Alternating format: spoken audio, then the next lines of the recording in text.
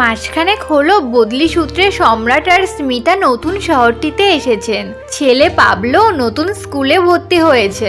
পাবলোর জন্মদিন উপলক্ষে আজ ওর স্কুলের সব বন্ধুরা নিমন্ত্রিত ওদের বাড়িতে।